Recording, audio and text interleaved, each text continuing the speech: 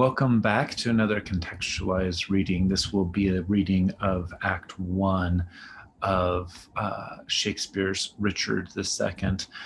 I'm going to keep it pretty short this time because I just gave a really long general introduction to the play Richard II. And this is partly because the angle into this play for me as I teach this class is to address notions of political theology, which is a discussion that's arisen among academics in the past 20 years or so, so kind of a 21st century discussion as a reaction to, and not a reaction against, but a reaction to the work of new historicists and scholars, especially Stephen Greenblatt, and the notion of cultural poetics that sometimes people call new historicism, which was really about situating literature in its social and historical context and looking at material conditions around that. And it drew on earlier movements and interesting synthesized earlier movements in literary criticism in the 20th century. So I've been hitting a little bit of Carl Schmitt's work, partly because he's important for the concept of political theology, but also because he'd written a book called Hamlet or Hecuba. And what you see a lot in the sort of post-war period, so after World War I, but also after World War II, is you see these interesting moments where intellectuals in the 20th century were looking back to early modern periods to make sense of questions, political questions in their own time. And so what's important, that's partly my own take, and that's the way I've been trained as a thinker in terms of dealing with this material. But my aim here for students is to show them what criticism does. So this is an essential Shakespeare class, but it's one of my jobs to not just cover Shakespeare, but to cover criticism of Shakespeare. And the reason why I've chosen the people that I've chosen, Carl Schmitt, Ernst Kantorowicz, Victoria Kahn in my last lecture, it is because this is a current discussion in circles, academic circles, scholarly circles around the question of political theology. And then B, it's also to show a little bit of a trajectory. And of course, I've referred to some other critics along the way, such as Wilson Knight, for example, earlier on in the semester. But we'll continue on with this idea of political theology as we jump right into Act 1 here. So Ernst Kantorowicz had written a book about the king's two bodies, and this is dealing with the idea of the divine right of kings. And we know right away in Act 1 of Richard II that both Richard and John of Gaunt are both refer to the divine right of kings. And so it saturates the language, I think, of Richard II. And that's why we want to notice it, because it's so textually present in this play. Now, Kantorowicz makes the claim in the 1950s that it's actually Shakespeare's popularization of the king's two bodies that's kept it present throughout sort of Western democratic culture. I will call it Euro-Christian culture. That's the term that I use frequently in this class. That its presence even today is part of Shakespeare's influence on our society. Now, that might be arguable, but I think it's at least a compelling enough thought to think about the ways that art or literature might inflect the ways that we think about things like political succession. So in the United States, for example, we're not supposed to have kings we're supposed to have presidents, but we tend to attribute notions of sovereignty into the singular being of the one individual president, despite the fact that we have like a large administration, despite the fact that perhaps their ability to do things as individual people when they are in office are supposed to have things like checks and balances, and at least in the United States, there's supposed to be the a balance between the judicial branch, the executive branch, the legislative branch of government, for example. Kantorowicz also importantly points out that the way that the King's Two Bodies showed up in England was different than it was on the continent of Europe. So the continent of Europe definitely has that notion of the body of the individual person who's in power, and the sort of body politic, or the population, or the nation, something like that. The idea of the state with a capital S. So there is a kind of dual entity going on there, legally speaking. But in England, what Kantorowicz had said and traces in his book, The King's Two Bodies, is that there's also this like kind of special relationship that the king has with relation to Parliament in England. And that, I think, is important to understand Richard's, the context for Richard II, and why he's having to deal with the nobility in the way that he's dealing with them. So in the opening of Act 1, both Richard and John of Gaunt, who are in some ways antithetical to each other in this play, they both believe in the divine right of kings, right?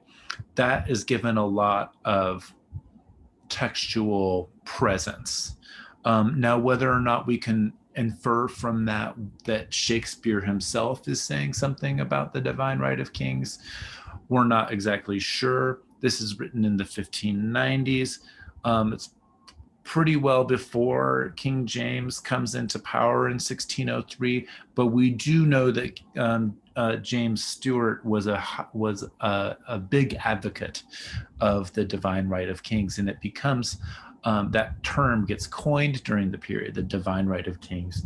Although this is why Kantorowicz is important, is that Kantorowicz says, yes, maybe the divine right of kings becomes this kind of later conception that people are fascinated with, but it's built out of this earlier legal conception of the king's two bodies.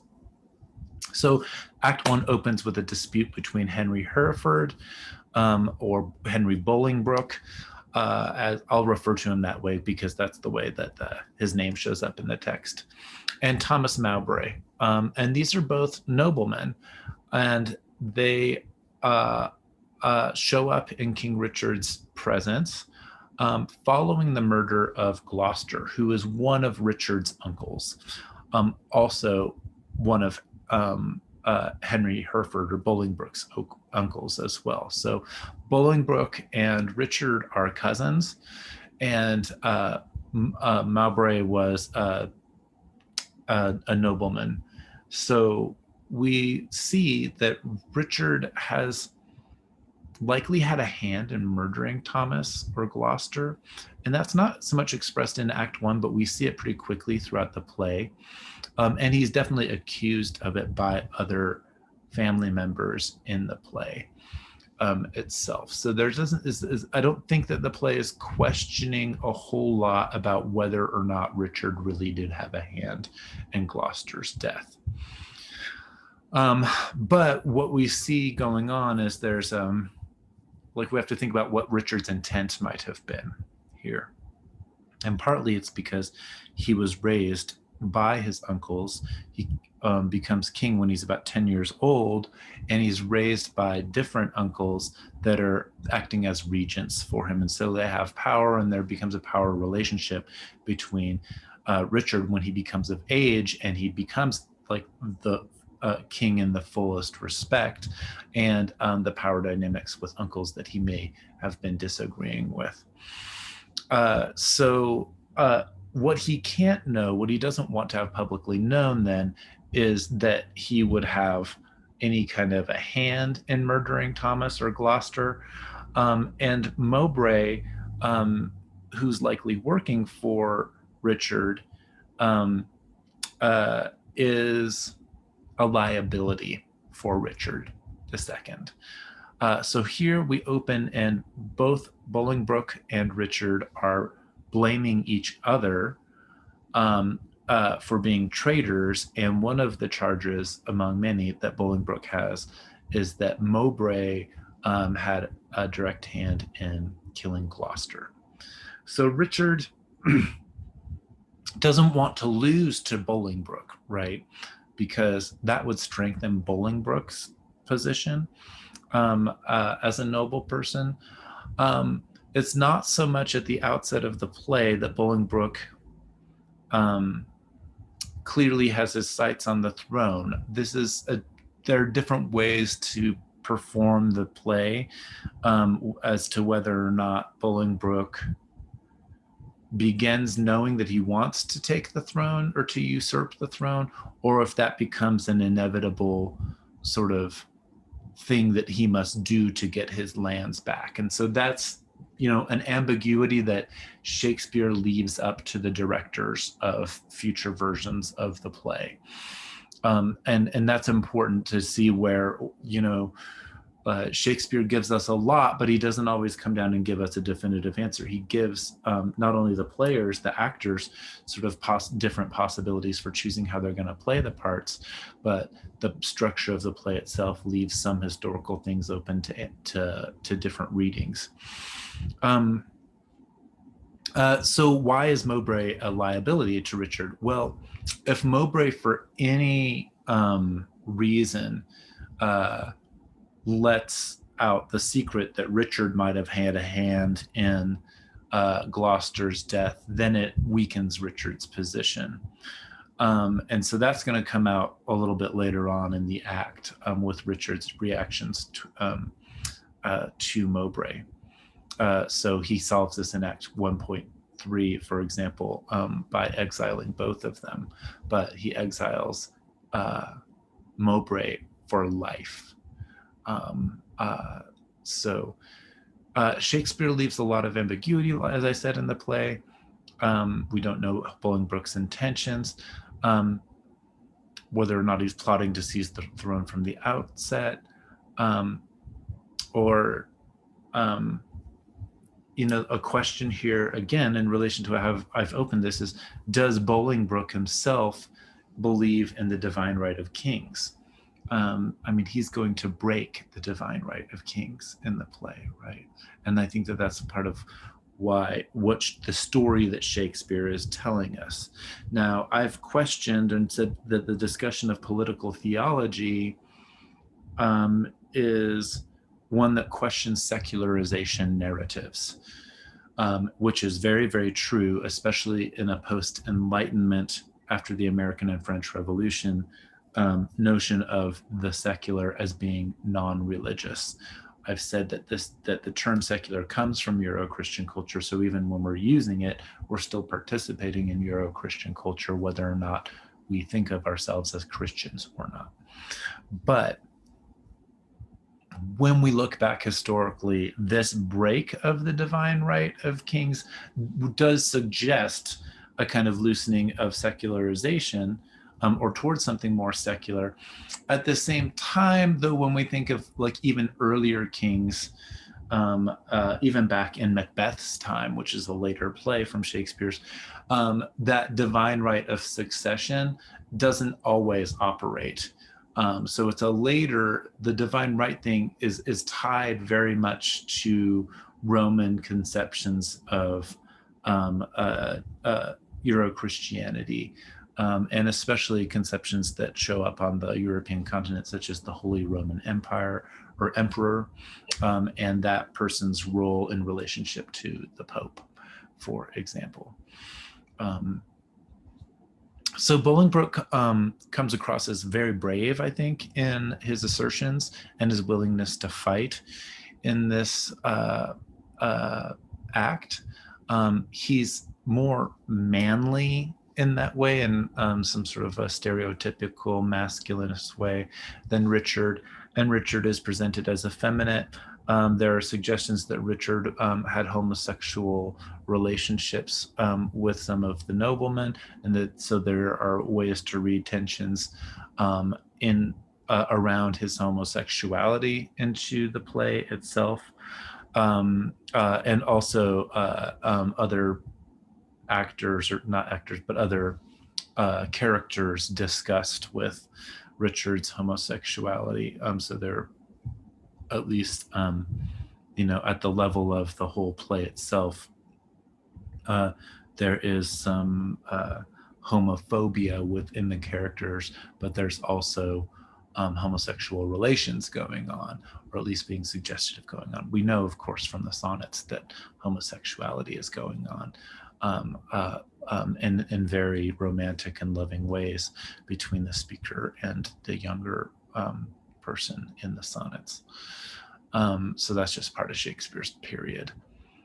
Here are the accusations against Mowbray. So Bolingbroke comes out and he's really assertive, and he says, here's what you've done, here's why you're a traitor. Mowbray has been stealing or holding back money that's been meant for soldiers, and it's been meant for other things to help control the realm. Now we know that this was true in Richard's time, that that England was having all sorts of financial troubles going on. We know that after this, that both of the Henrys, Henry IV and Henry V, are going to be a little bit more belligerent, especially with regard to France. They're going to use wars to strengthen England's nationalism, or national position, after it being very weak. We also know that John of Gaunt in his real life, who he had been fighting, trying to become king of Spain, with his second wife, Constance, and he had to give up those aspirations to come back to England and help stabilize things. And so that's where he is, back in England in his own life at this particular time. And one of the reasons why the play and why English people think of him as a kind of national hero. So Mowbray's been stealing or holding back money that's meant for soldiers, and for stabilizing the realm. He's been the cause of treasonous activities and plots for 18 years, says Bolingbroke.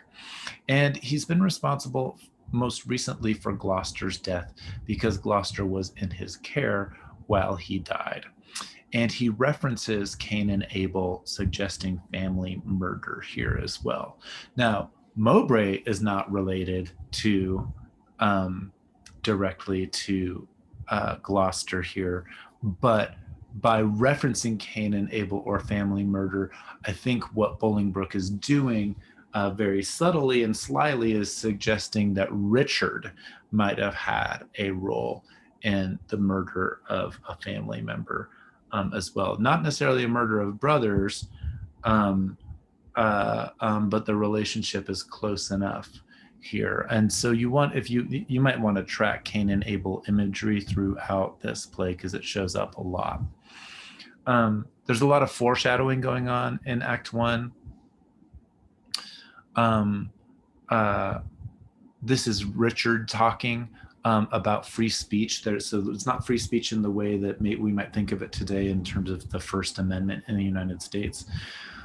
People are not free to speak, but King Richard says this, at least in public court. Here he says, "Mowbray, impartial are our eyes and ears. Were he," that's Bolingbroke, "were he my brother, nay, my kingdom's heir." Right. So this, what Shakespeare's doing is saying Bolingbroke is not the kingdom's heir, right? "Were he my brother, nay, my kingdom's heir, as he is but my father's brother's son, now by my scepter's awe, I make a vow, such neighbor nearness to our sacred blood should nothing privilege him nor partialize the stooping firmness of my upright soul. He is our subject, Mowbray, so art thou, free speech and fearless I to thee allow. So King Richard's saying, at least the position he's putting himself in, is saying, I'm neutral. You're both subject of me. He's using the royal we throughout all of this, and he is emphasizing the distance between Bolingbroke and himself. Now, does he know at that time that Bolingbroke might have his eyes on the throne? Maybe he does, and that's why he's emphasizing it. But Shakespeare leaves this up open to ambiguity. Mowbray then defends himself against Bolingbroke's charges. There's the throwing down of the gauges, and if you look at the really great version with David Tennant of Richard II, recent, it's not a film, but it's a filmed stage production that you can access pretty easily through the Broadway channel, is the way I've watched it recently online. Richard asks them, it says he asks them both for peace at first, but a kind of masculinity or manly honor and respect shows up, and Mowbray pushes back on King Richard and says, if I take my gauge up, if I pick back up my glove after I've thrown it down, then I look like a coward. And Richard is telling Gaunt to tell Bolingbroke, who's his son, to pick his up. And Bolingbroke says, I would be dishonored even in my own father's eyes if I picked up mine. So I mentioned in an earlier lecture this summer the ideas of chivalry and knightly chivalry showing up, and the way that shows up with masculinity. We might compare this moment to Act 5 of Hamlet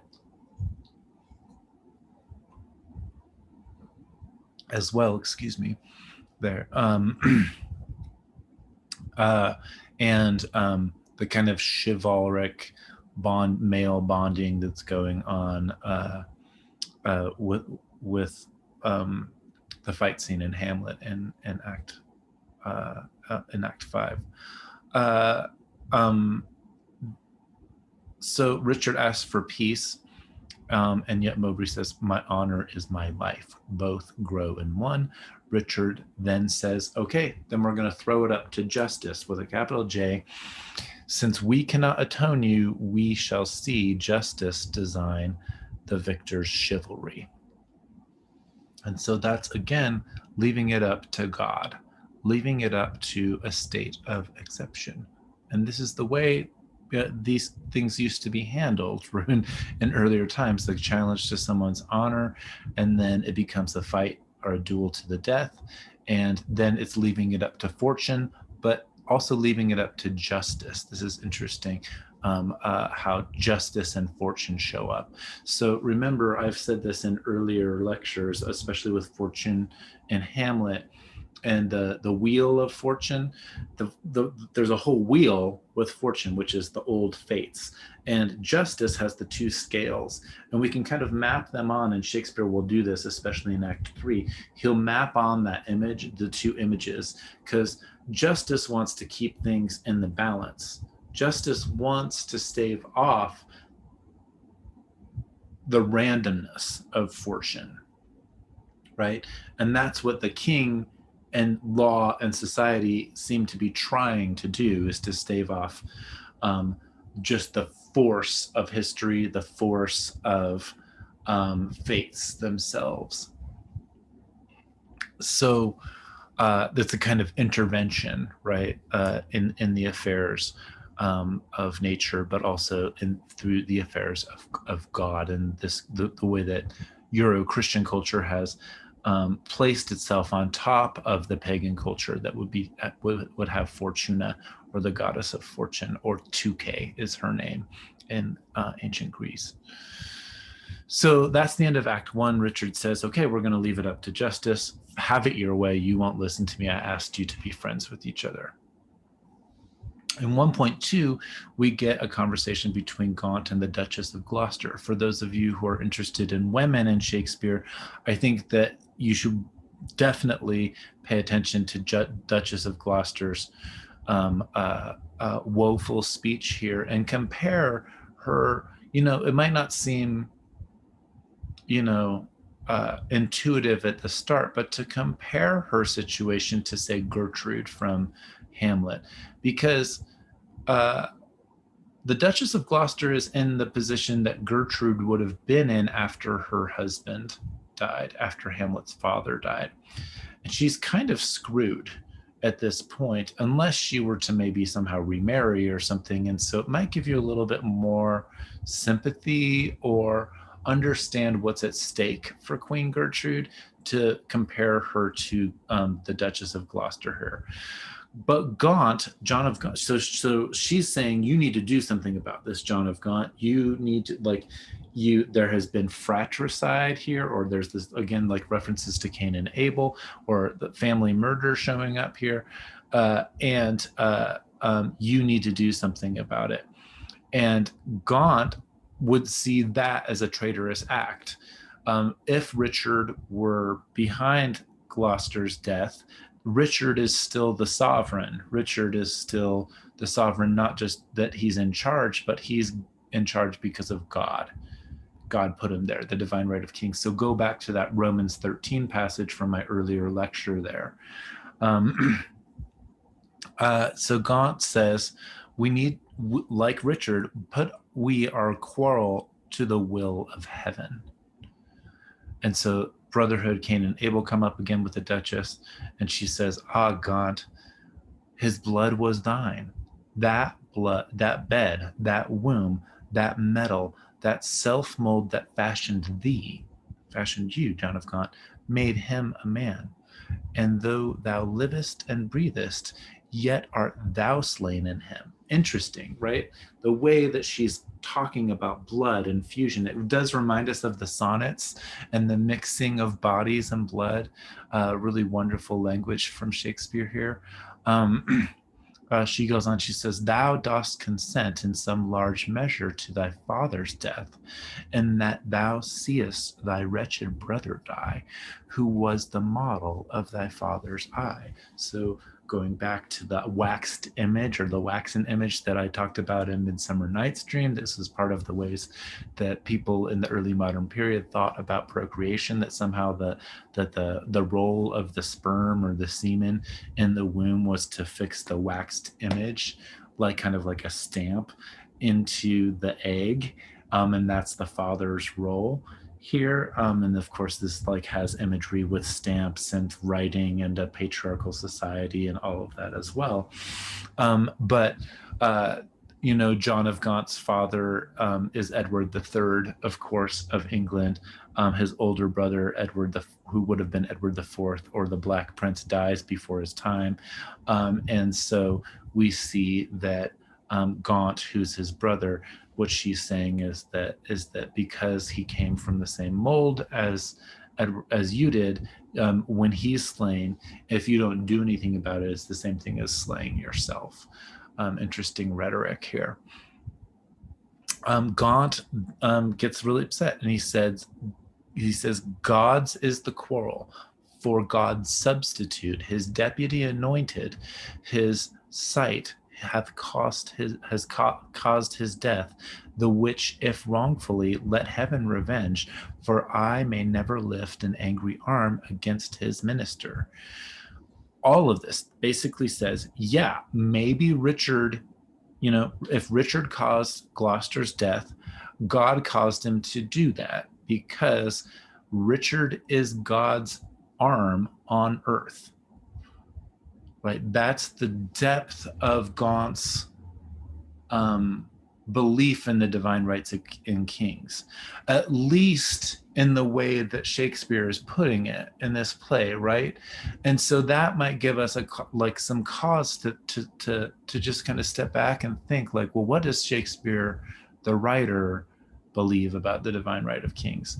I mean, it's clear that so Richard II doesn't, in the first couple of acts, doesn't come across as a very likable figure, to say the least. He seems malignant. He's vain. He's conniving. All of these things, and yet at the same time, the idea of divine right is being produced by both him and by John of Gaunt, who would be a hero who's sort of treated very positively by Shakespeare in this play. And in my earlier lecture, I said that that's partly because Gaunt traces back to Queen Elizabeth, who's the monarch of the time, to her grandfather, which would be Henry VII. He founds the House of Tudor, or the lineage of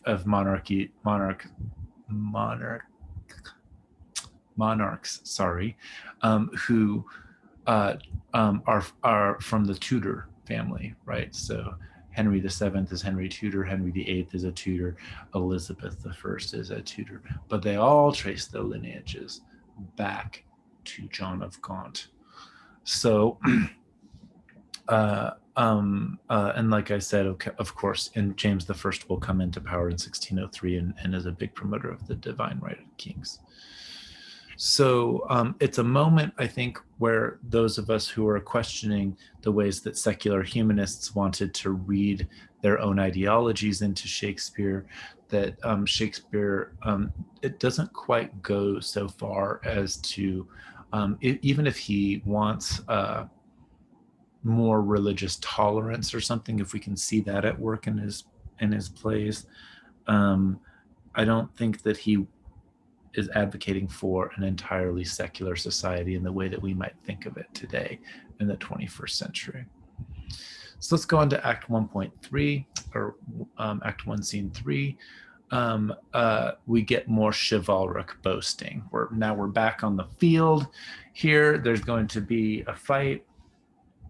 Mowbray says, "However God or fortune may cast my lot." Notice justice and fortune, that they're being sort of paralleled with each other. "There lives or dies, true to Richard's throne, a loyal, just, and upright Englishman." Notice he calls himself an Englishman. Bolingbroke is going to call himself an Englishman as well. This play is being written in the height of English nationalism after the defeat of the Spanish Armada. Go back to my general lecture if you don't know what I'm talking about there. So being an Englishman is central to the way that Shakespeare is framing these men's language here. Richard stops the fight as it's starting, and he banishes Mowbray forever and temporarily exiles Bolingbroke. Mowbray powerfully remarks on the loss of language here. So referring to my earlier statements, right?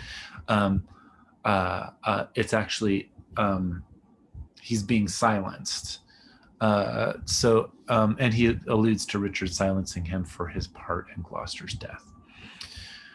Richard then calls them back for a second oath. I think that that's really interesting because it's something that Shakespeare does again in Hamlet. If you remember in the opening act of Hamlet, Hamlet swears everybody to secrecy, and then they go to leave, and then he goes and asks them to swear again. So there's something going on there. Maybe it's just a plot device. We see that it's a stylistic thing that's congruent throughout Shakespeare plays, but there might be something more that we might want to dig into with the pattern of the second oath. So then we get an interesting exchange between Richard and John of Gaunt. So Richard has some sympathy for the aging Gaunt, so there seems to be some affection here between him and his uncle. Richard shaves some time off of the banishment for Bolingbroke. Then Gaunt advises Bolingbroke to just think of this as a vacation, or think of it as, "I told you to go on." And Bolingbroke is heartbroken here, and he ends again here sort of paralleling Mowbray. This is a very this nationalistic sentiment, and he says, "Wherever I wander, boast of this I can, though banished, yet a true-born Englishman." So being true-born Englishman, an upright Englishman showing up. We go on to scene 1.4, and this is, we have a nobleman, Omeril, who is a favorite of Richard's, and then maybe against some suggestion of perhaps like more than familial relationship here. But he's also a cousin. So Bolingbroke and Richard are all cousins. Um, he's happy to see, Omerl reports back and he says that he's happy to see Bolingbroke grow. But Richard kind of reminds him that they're all cousins. Um, there's a lot of tongue-in-cheek and doubling going on, and a lot left to be opened for interpretation by individual actors, in terms of these relationships here. Richard then, of course, notes that Bolingbroke is popular with the common people, which is why he cannot just get rid of him. So that kind of gives us at least some textual evidence for why he couldn't just get rid of Bolingbroke, and banish him forever. Then, of course, what we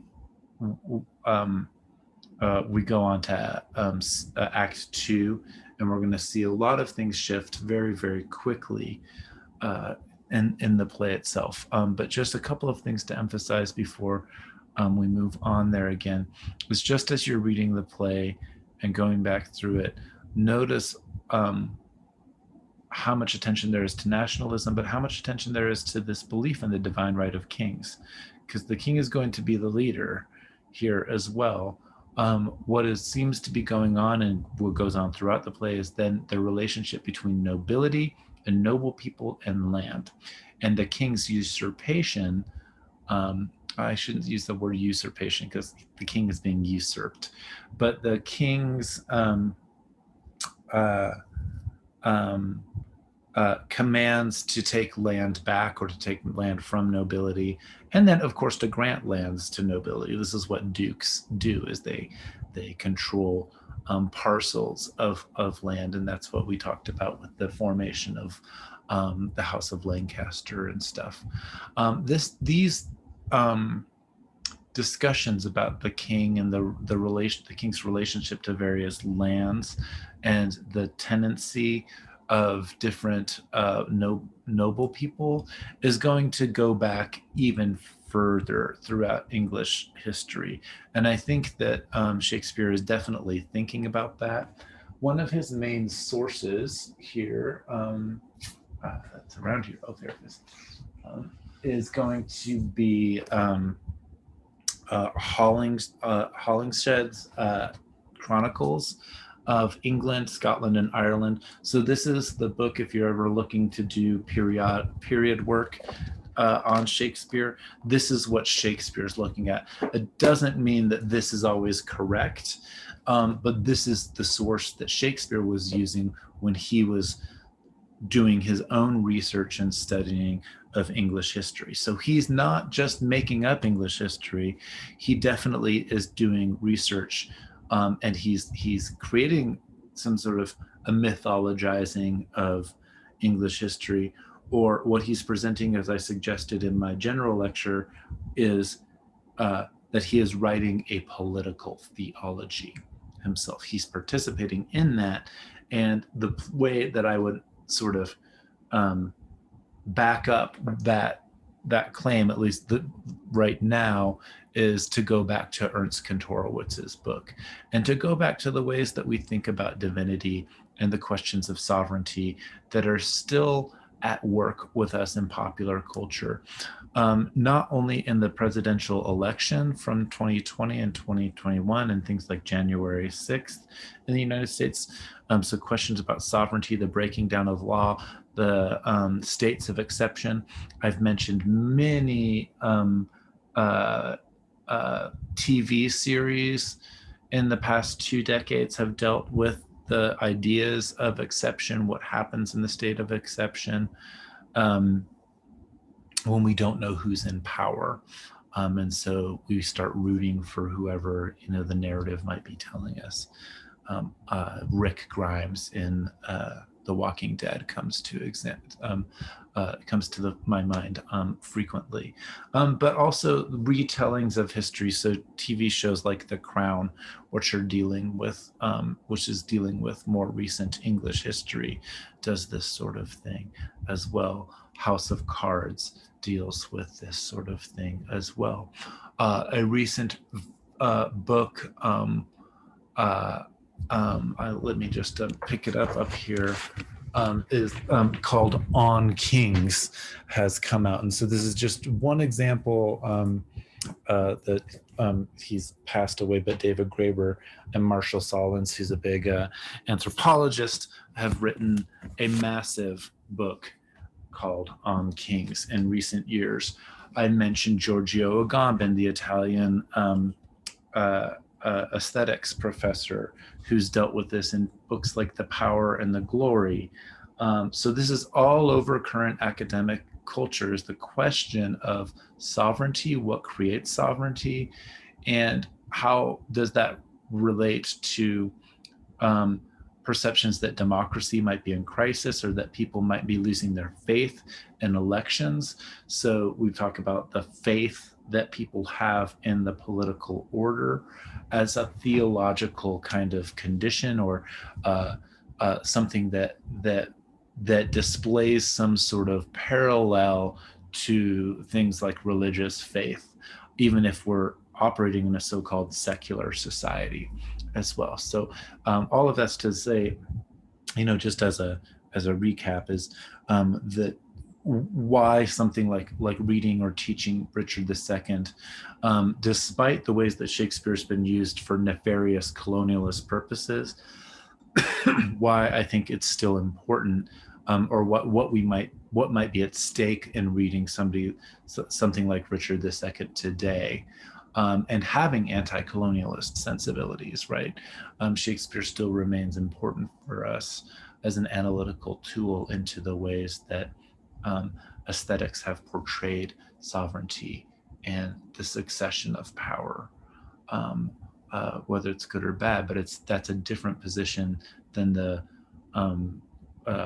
archaic, I've said, humanist position that says that, oh, well, he's just all about like the flourishing of human beings, and he's a predecessor to tolerance in secular society. We can universalize Shakespeare by putting him into whatever different cultural context. It's like, okay, well, we'll have like the Aztec version of Hamlet or something like that, or I don't think that sort of thing exactly works. I think that the European or Euro-Christian colonialism is perpetuated by humanism. Not just me, but this has been a discussion in scholarship at least since the 1980s. I've said John Dollamore's wonderful book, Radical Tragedy, is a good place to start if you are interested in the tensions of what I'm saying there. All right, I'm going to leave it here for today, and then we'll pick up with Act 2. Thank you for watching and listening as usual. Have a great day or evening wherever and whenever you are. Take care.